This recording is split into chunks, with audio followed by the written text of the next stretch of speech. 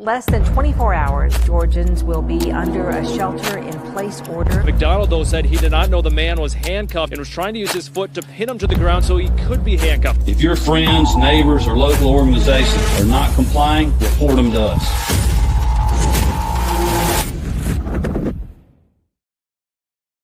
Howdy, everybody. Welcome to the Free Georgia Podcast, episode number 82. It's been a little bit. Apologies on that. But yeah, I'm back, and we're going to try to get this more consistent once again. All right, y'all. If you have any questions about today's episode or about liberty in general, head on over to lpgeorgia.com if you live in the state of Georgia. If not, go to lp.org to learn more about our principles and what we do around the state and around the country to help spread freedom and liberty and individual rights. So go check that out. Our convention is this weekend down in Perry. I believe it's Perry, right? Yeah, Perry, Georgia. So if you've not purchased your convention tickets, purchase them now. It's going to be a good time. Got some speakers. We got Mr. Brad Binkley there doing some comedy, hosting the dinner that evening, along with a couple special guests that you won't want to miss. So go on over to lpgeorgia.com. Check it out. All right. Today's guest is Mark Swanson.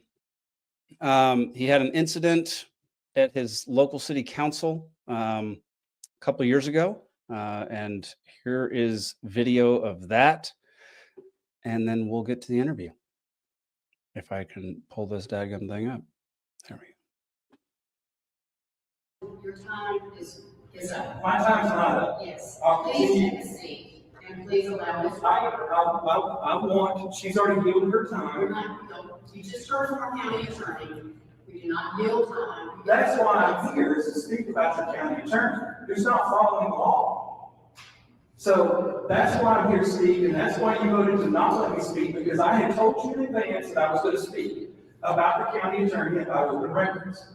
I told you that. I gave you a chance, but y'all just completely denied my right to speak. And I hope everybody's still recording here, because I want it to be clear who all is denying my constitutional rights to speak. So I'll give you one last time. I'll read these remarks and I'll sit in. Your time is up, Mr. Swanson. I'm here for two reasons tonight. To humbly request that you delay adopting a resolution to hire McRae, Smith, Peak, Harmon, and Monroe, the firm, for 30 days until a public hearing can be held by this body for the purpose of reporting public complaints regarding the firm's handling of open records requests of the last 2 years, and to immediately, please do not touch me, do not touch me, do not touch me, Jerome. You are violating your constitutional right. You are violating, you can't deny my right to speak. So you're going to even take away my microphone? No, sir. Joe, I'm here to speak, and I'm not going to be denied my right to speak. Gentlemen, do not do this. Mark, are you going to let this happen? So you're going to all violate your own law. I hope y'all are all getting this on video.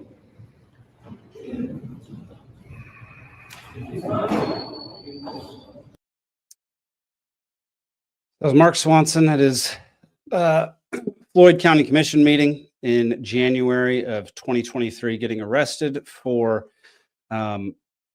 what they said was basically taking up too much time by talking.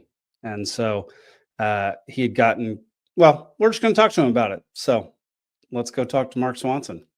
All right, Mark Swanson, welcome to the Free Georgia Podcast. How are you doing today? I'm doing great, Jake. Hope you are. Doing well, man. Doing well. Well, we just watched the YouTube video of what happened to you at the county commissioners meeting. Can you talk about exactly, like, from your perspective, like what happened that day? Yeah. So, Jake, I have been investigating, and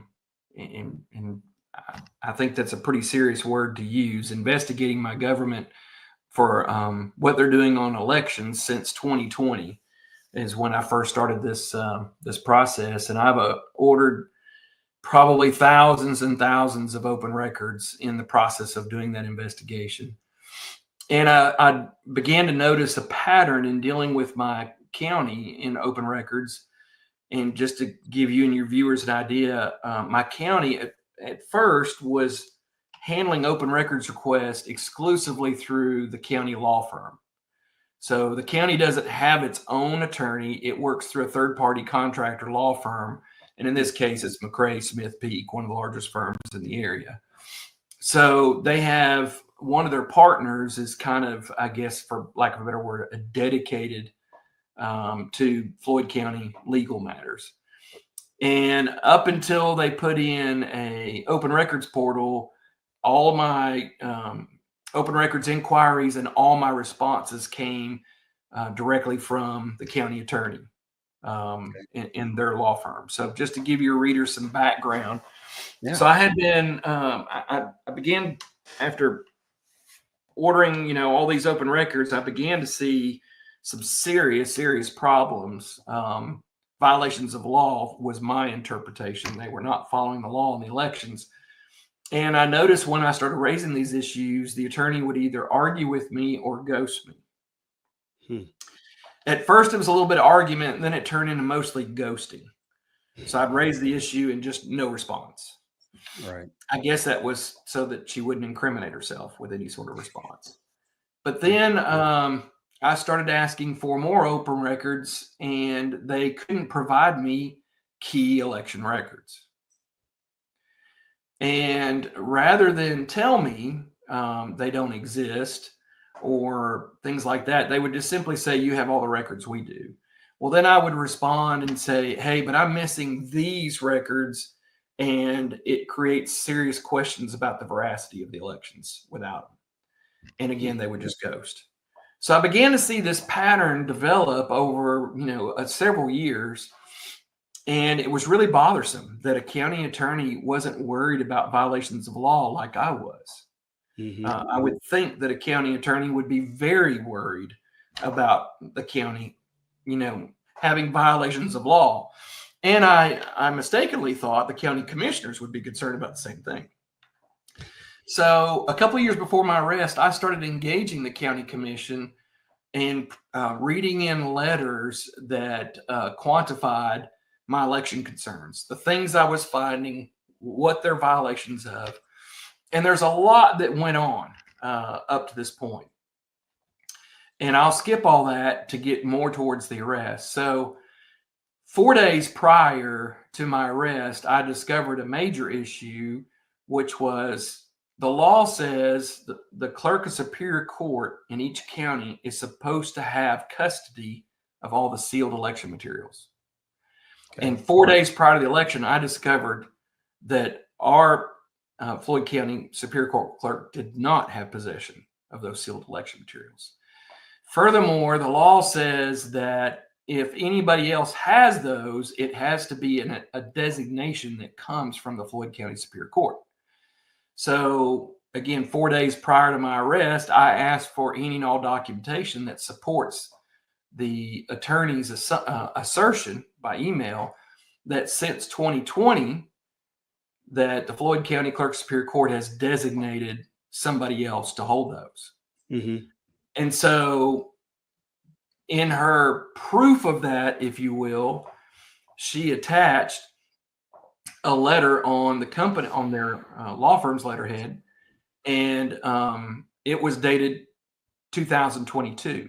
And it basically said from the county attorney to the clerk of superior court, hey, you remember that phone call we had 2 years ago where you said you didn't have room and you wanted us to hold the documents, so we made the determination, and now the county clerk, Aaron Elrod, has possession of those documents.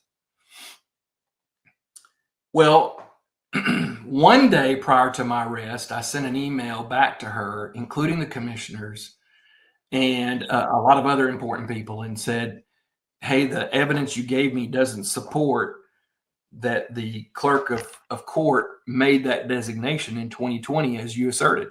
Right.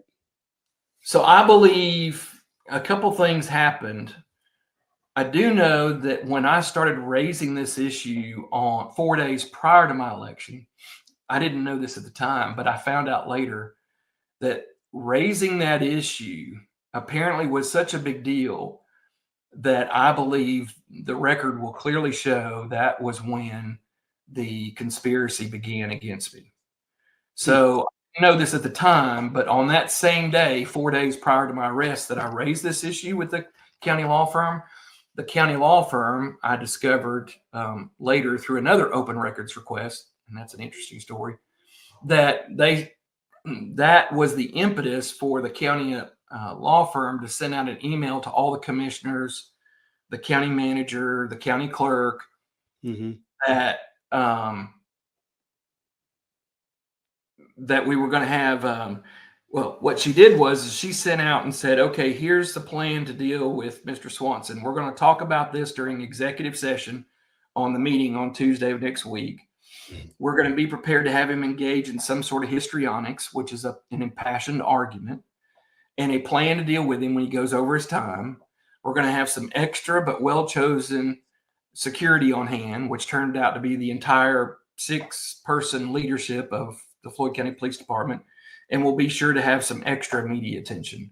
And on the front row that night was the Rome News Tribune. So they literally planned the arrest before it actually happened. It started 4 days before I ever showed up to the meeting.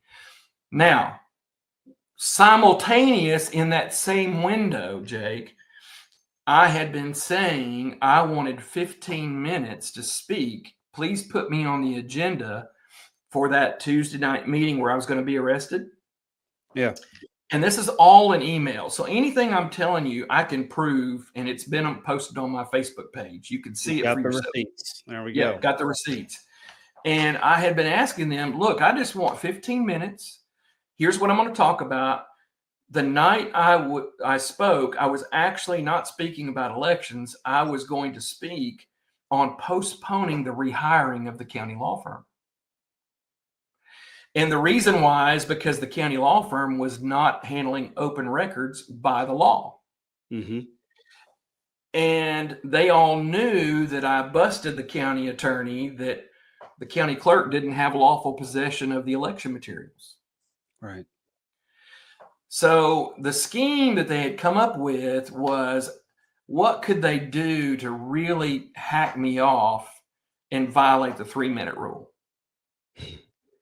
So literally in the hours and minutes leading up to the caucus session, that was on a Tuesday, caucus starts at 4, meeting starts at 6. Caucus is where they plan the agenda for the meeting.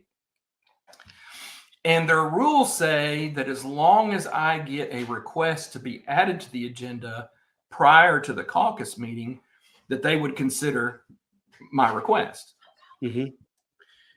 So I did. I got into them a day before the caucus meeting, a formal request for 15 minutes and the subject matter, which was to delay rehiring the firm for another year while we have a 30-day hearing, or have a 30-day delay.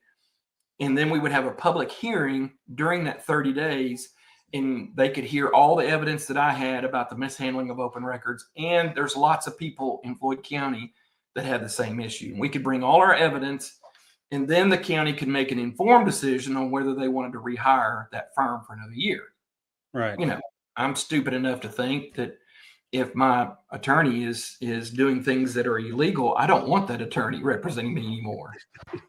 You know, oh, you're so backwards. You're so bizarre. That's wild, man. Stupid me. I don't know why I would expect county commissioners to think that way. But here's the deal. All of these emails took place, including the law firm, multiple members of the law firm, the county commission, all of the people involved in this thing. They were all included in all these email exchanges. So nobody can say, well, we didn't know, because everybody knew. Well, in the moments leading up to the caucus session, they gave me some indication that would come up during caucus, because it was something new on the agenda that wasn't already there. So I go to the caucus meeting. I sit there in a tiny little room, with all the commissioners, the county law firm, everybody, and they all know me. And for an hour and 45 minutes, not one of them acknowledged my existence in the room. Now, I've been having this huge back and forth about 15 minutes on the agenda. Yeah. And they gave me the indication that they would consider that. But yet in the planning session, they don't even acknowledge me sitting in the room, let alone my request for 15 minutes. There was absolutely nothing, Jake, that was said about those 15 minutes during that session. But they had an out-of-town real estate developer come in, and they allowed him to talk 20 minutes during caucus about his TAD request, a tax abatement district. Yeah. And he had a $25 million project going on the river here in downtown, and he wanted to get basically some tax concessions. They let him talk 20 minutes about that. And then they talked another 20 minutes about his talk before they finally landed on a decision how they were going to handle that in the main meeting. But still nothing about me. Well, hour and 45 minutes goes by. That puts us at 5:45. They dismiss into an executive session, which, Jake, the executive session is a secret meeting that only the commissioners and the county law firm can be a participant in. And that's where I believe they culminated their plan in getting the Floyd County Police Chief involved in what their plan was that night. And then to prove it all over time, I was able to prove all that with emails, redacted cell phone records. I can just go on and on. Dude, this is wild. There are so many, like, quote unquote conspiracy theories out there, but you actually have one that you have receipts for and can. I've got tons of. I don't just have one receipt. I have a ton. So the most interesting one, I think. Well, there's a couple of ones. The most interesting one happened when months after my arrest, I got to replaying everything. I said, this thing was planned. I just know in my gut, they planned the way this thing went down is planned. So I did an open records request for all the emails of the commissioners a week before and a week after my arrest. Yeah. Didn't think I'd get anything. Well, I get 700 emails and I'm thinking, how do I go through 700 emails? Well, the file for the emails was the subject heading on that email. Okay. So I simply sorted by subject heading, and lo and behold, I got 6 emails marked attorney-client privilege, which they're not obligated to give to me. Right. And so as I start going through them, I'm seeing all the side talks they have in the days leading up, and that's where I find the smoking gun, what I call a smoking gun, where the county law firm planned my arrest, laid it all out there. Wow. And when I confronted the county attorney on it, at first she didn't believe me, and after a while she finally believed me, and then she told me to destroy those immediately. Now, Jake, this is a really important thing. So the planning, there is 18 USC 241 and 18 USC 242. Those are federal codes. Mm-hmm. The first of which is a conspiracy against rights. The second of which is a conspiracy against rights under color of law. Oh, geez. Okay. Because this story really takes a twist the night I get home from from my arrest. Nobody told me from the moment I was arrested until I sat in jail for 3 hours, nobody told me what law I broke. Nobody told me. I asked, why am I being arrested? I was left with the impression that I had violated their 3-minute time limit rule. Mm-hmm. And it wasn't until they let me out of a jail cell and said to go sign my bail that I had no say in my bail. They didn't ask me if I wanted to put up my house or if I had cash or anything. They just opened the door and said, go sign your bail receipt. So I said, bail receipt? Nobody's even asked me about bail. And it wasn't until I signed my bail receipt that I realized the charge that they arrested me for. And it was violating OCGA, which is Official Code of Georgia Annotated. It's our law, 161134. Now, Jake, I thought I was in trouble because first thing I did when I got home is I pulled that law up. Yeah. And it said I could be arrested for knowingly disrupting a lawful meeting. Okay. And I thought, oh, crap, that's in the law? Really? Well, the A in OCGA stands for annotated. That means that the law actually has notes under the law. Right. When a law has been adjudicated, there's been a major ruling or something like that.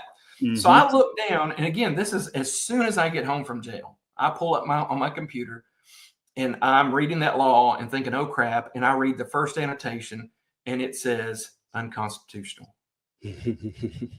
And I read it, and it turns out that Georgia Supreme Court struck that law down in 2006 because the law was so vague. The Supreme Court called it an absurdity. The Supreme Court actually called that law an absurdity, struck it down, and instructed anybody who was charged with violating this law, those charges are to be immediately dismissed. Good Lord, man. And you know what? To this very day, those charges are still out there. Okay. This is I wild. told you it's going to be longer than 20 minutes here. So you uncover basically mishandling. We'll give them the most beneficial look. The mishandling of documents and records. Correct. You uncover this. You try to present it to them. They get annoyed with you trying to present something that they're doing wrong, and so then they proceed to conspire against you in order to throw you in jail for a law that you broke that was struck down by the Supreme Court of Georgia in 2006. In 2006. This sounds like a mess, Mark. This is wild. Well, it gets worse. It gets worse. Okay, let's see what gets worse. So it took a couple of months before I got my attorney engaged, because when I discovered this, see, I know the DA. I actually went to college with the DA in town, Lee Patterson. And so I've known her since college. So when I saw that, I printed it out, took it to my wife. I said, hey, babe, everything's going to be fine. I just found out this law has been ruled unconstitutional. As soon as Lee, the DA, sees this, she's going to give me a call and say, hey, Mark, sorry, here's a $5 Starbucks gift card and a Hallmark apology, and no harm, no foul. Well, weeks turned into a month, and a month turned into 2, and I finally decided to call an attorney. So I got an attorney here locally, Luke Martin, who actually worked for the DA. And I sat down with him, and he says, okay, Mark, well, here's how it should work, because I set up all the scheduling. Elizabeth is going to get your case because you're an S. She's going to pull it up on her computer. There's going to be a big red stop sign, and she's going to realize the law is unconstitutional. Then she's going to call me and say, hey, here's a $5 Starbucks gift card for Mark and a Hallmark card, and we're sorry. Well, after another month, nothing happened. And I said, okay, Luke, give the DA a call. Maybe she doesn't know it's an unconstitutional. Maybe she's out of the loop.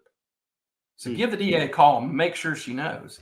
Very first call he has with her, she says, oh, yeah, I know it's unconstitutional, but I'm thinking about adding obstruction charges. And so my attorney just kind of snickers and says, okay, well, let's talk about that. How does he obstruct an unconstitutional arrest? Exactly. And she says, well, I'll think about dropping it. I should just dismiss it and dump it back in the commissioner's lap, is what she told my attorney on the very first call, meaning she knew that they had screwed up bad. Yeah. But she hung on, rather than dismissing that unconstitutional charge immediately, like the Supreme Court says, she hung on to it. And she dangled it over my head for the next year, threatening to add obstruction. Now, the reason why she's doing that, Jake, is to keep me from filing a federal civil lawsuit against them. In other words, if I file a lawsuit, she'll turn around and charge me with obstruction. Right. Which is, Jake, exactly what she did. So on October the 25th of last year, we filed a federal suit against Floyd County, all the commissioners, the county attorney, everybody. And then on November the 5th, I took the county to court, Superior Court, on elections and won, and discovered that the county was still wasn't following election laws in big and significant ways. And that was on the 5th of November. And then on November the 22nd, nearly 2 years after my original arrest, Lee convinces her grand jury to indict me for obstruction on November the 22nd, 2024, just like she said. And the crazy part, Jake, is so far nobody in Floyd County has any reasonable sense of the law, because here's what we found out, and we pointed it out to the judge and everybody involved, is there was a big case that happened in, this was in the appellate court in Georgia. The appellate court upheld that you can't arrest somebody while they're asserting their constitutional rights. Yeah, which seems reasonable. Well, that's if you watch the video, that's all I was talking about was my constitution. I never talked about anything else other than my constitutional rights. That's true. And in fact, I finally decided to go ahead and read what I came to say. And if you listen real carefully, right before they arrest me, and if you pay attention to the details, and I'll walk you through them real quick. So they didn't arrest me until I finally started reading my prepared remarks. Well, they all knew what my prepared remarks were going to be on. And if you watch the video, Jake, you will see that the county attorney gives a nod and an okay to Scotty Hancock, who's sitting on the other side of the dais. And Scotty turns and gives the nod to the police chief. And that all happens as soon as I stop talking about the Constitution and start talking about, my prepared remarks. Right. And that's when the police come up and get me and take me away. Dude, this is crazy. And this case is still ongoing. And it's been over 2 years later, and we got the DA and her entire office recused from this case because of malicious prosecution. Wow. We filed it, and a month later, she recused herself before we went to court over it to prove it. Wow. Well, hey, that's a little victory right there, because that doesn't always happen. I would say it rarely happens that not only the DA, but her entire office. They had to go to another district to get a DA to prosecute this. Wow. And I've already had two judges. No, one judge has recused himself, and I believe another judge will recuse himself because of conflicts. Wow. So we're about to burn through all of those Superior Court judges in Floyd County with conflicts. In fact, we're filing a motion to have another judge recused because of bias. Man, you're unflappable, man. That I already went through the whole description of what happened, but then add on top of that, basically extortion. That's exactly what, and that's exactly what they're hoping to do. They're dangling this obstruction charge over my head. In fact, the new prosecutor in court, and he got chastised for saying this. He said, if Mark Swanson will admit guilt, we won't send him to jail. Oh, Lord. He said that in open court, not in private to my attorney or to me. He said it in open court so he could be put on record as making me a plea deal in open court. Wow. That is. And the judge admonished him. It's in the records. Good. He should be admonished for that. That's ridiculous.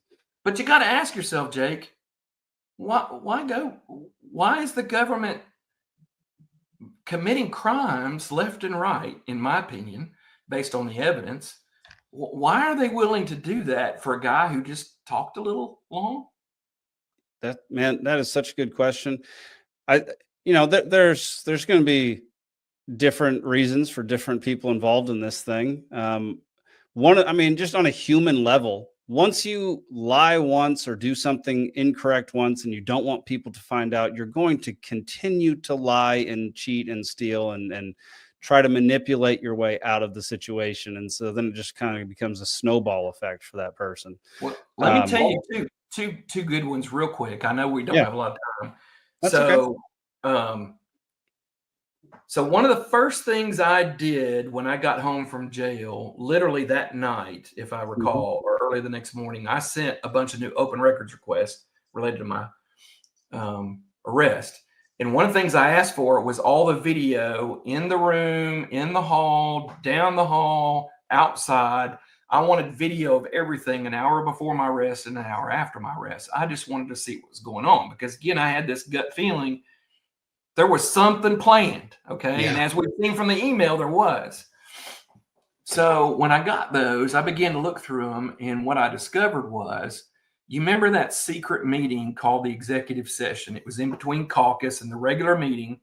Yep. They dismissed caucus and had this secret meeting. Well, I believe that's where they were doing the final stages of their planning. When I got the video, here's what I found. So on the video, you can see Floyd County Police Chief Mark Wallace answers his cell phone. He doesn't say anything. He just puts it up to his ear. And he immediately starts to walk over and sit down on the steps, looking basically right at the camera. And the camera is looking down the hallway past him to the executive session room. So you can see exactly, because of when they open and close that door, when executive session begins and when it ends. Mm-hmm. Now, Mark Wallace, the Floyd County Police Chief, sits down on those steps, and he's on this phone, never says a word, doesn't nod, doesn't shake his head, nothing. He sits there for 11 minutes, all while that executive session is ongoing. You follow me? Yeah. So he's talking to somebody for the same amount of time as that executive session was going on.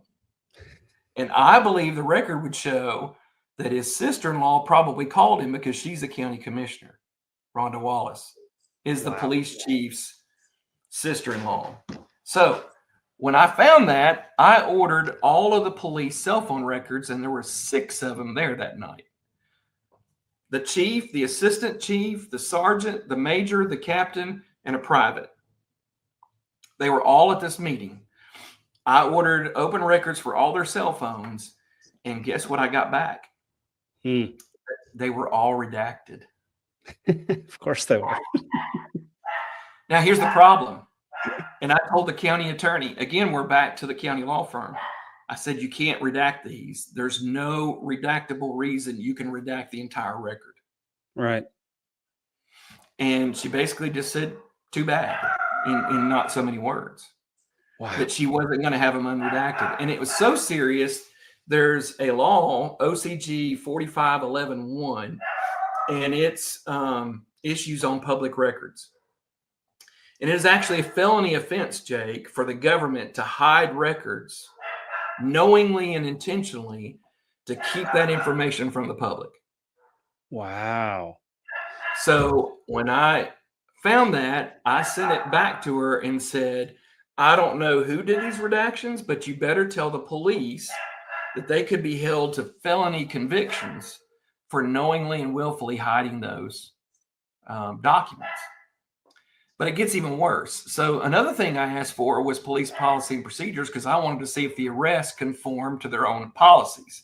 Mm-hmm. I had a strong feeling that the arrest did not conform to their own policies and procedures. Well, when I got the policies and procedures, guess what? They were redacted as well. Of course they were. Of course they were. Why would you redact police policies and procedures? That's great question. They don't want the criminals knowing all the policies so they can take advantage of them. That's got to be it. Here's the problem. I'm not just any old criminal. I'm a defendant in a case. And the county, this is very serious. Yeah. The county DA and the county law enforcement, they have an obligation under the law to provide me any documentation that would be exculpatory to my defense. Mm-hmm. So not only did they violate open records law, but they're currently denying me access to those records in violation of what's called the Brady Act, which entitles me before trial for me to have all of the exculpatory information that the state has. And they're continuing to withhold it. And again, Jake, you got to ask yourself, why? I'm just a guy. I'm a former bank president. I'm a former insurance agent. I'm a rule follower. Why? It is. I'm interested to know. So you were investigating like the way they handled the voting records, right? Was that that's what it was? Correct. So Yep. yeah, what was your like objective, and what did you find in that regard? And like what's your hypothesis on why that triggered this whole line of events? Because I've figured it out. I've figured out how they're cheating. Interesting. And it's not only Floyd County who's worried about that information getting out. Yeah. I've also been persecuted by members of the state election board because I also tried to get it out there too. Of course you did. So this is a secret that they don't want anybody finding out. So the more they can bury me in this kind of stuff, they got a secret to protect. And it's not just locally, it's the whole state, because I've also investigated 12 other counties and the same problem is going on with those 12 other counties. So that's what they're really upset about. Yeah. And that's really what they were after, was a way to shut me down. And I'm sorry if you hear my dogs, they're going crazy. Man, this whole thing, look, you're my favorite kind of citizen, which is somebody who is curious, thorough, and can't be stopped. I've been investigating some corruption in a county in Montana with a few friends of mine, and that is not an easy thing to do. And it takes a lot of time and a lot of effort and a lot of research and so many state codes, federal codes, and going through all these different like law books that are very difficult to find a lot of the time. So I very much appreciate the links that you're going to not only, defend yourself and try to mount your own defense, but expose things that the government is doing that they should not be doing. Well, Jake, in this case, to me, it's the most serious of everything, because, when you go back and look at our founding documents, we're in charge, not the government.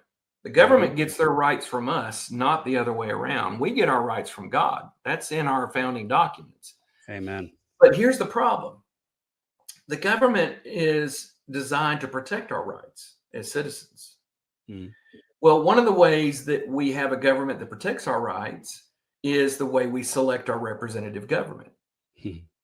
We should be able to vote the way we want our government run, and those people run it the way we vote for them. Yeah. But here's the problem. When the government controls the elections, it doesn't matter how we vote. And when it doesn't matter how we vote, Jake, we no longer have rights, as we're dealing with right now. We're living under tyranny here in Georgia. And that's what people, a lot of people think, well, it's not that bad, and my guy still won, or, what I voted for still won. Yep. Well, here's what you don't realize is the whole election is a sham. That's what I've come to realize. It's an illusion. It's a system designed to make us feel we have input, but it's under the complete and total control of the government. And that's not a hyperbole, Jake. Yep. I can prove it, and I'm about to prove it in a court of law with a big lawsuit that I'm getting really close to filing. Well, holy crap, It is an unequivocal statement. Beyond a reasonable doubt, I can prove it with documentation, Jake. Our elections are a fraud. Libertarians have been preaching this forever. Every lick of it. I agree. And Yeah. I'll tell you who's more guilty. I've been a lifelong Republican. Lifelong. Very few exceptions have I ever voted other than Republican. But what I've discovered, Jake, is the Republican Party may be the more evil party in Georgia, because they will look you in the face and smile and say, we're on your side. We support constitutional rights. But by their actions behind the scene, they will stab you in the back quicker than anybody. Yeah. And they're very dangerous. And I can walk you through. This all started from my research in 2015, when an all-Republican government did away with a statement out of the oath of office for Georgia. See, each office holder in Georgia has to take and sign a loyalty oath. Up and until 2015, that loyalty oath basically said this: we swear to uphold the constitutions of the state of Georgia and of the United States, and then we're also not a member of the Communist Party. Up until 2015, that last little tag, in 2015, a Republican governor, majority Republican House, majority Republican Senate, almost all of the bill's co-sponsors were Republican. It was to honor a Republican, but buried in that bill, they withdrew in 2015, and I'm not a member of the Communist Party. That's wild. I can prove it. I can show it to you. Now, what they will tell you is there was a 1958 lawsuit that, not against Georgia, it was against a school board in, I think, Virginia, which basically said you can't make the teachers sign something that says they're not in the Communist Party because that's free speech. And they basically blamed this change in 2015 on that 1958 lawsuit. Well, government's slow, Mark. It's just a delayed response. And why not let the Democrats do that? Seriously. Yeah. I mean, seriously, why did the Republicans have to own that change? But they owned the change to get rid of the Communist Party statement. Why would they do that? That is really strange. Yeah. So again, there's so much I could tell you and your listeners, Jake. It would take us literally hours and hours to go through the whole thing. Well, Mark, all of this is extremely interesting to me, and a lot of it is extremely pertinent to what, the principles of the Libertarian Party. Exactly. I would love to have you back on to dive into more stuff. All I need is an invitation, dude. Perfect. I ain't scared to talk to nobody about nothing.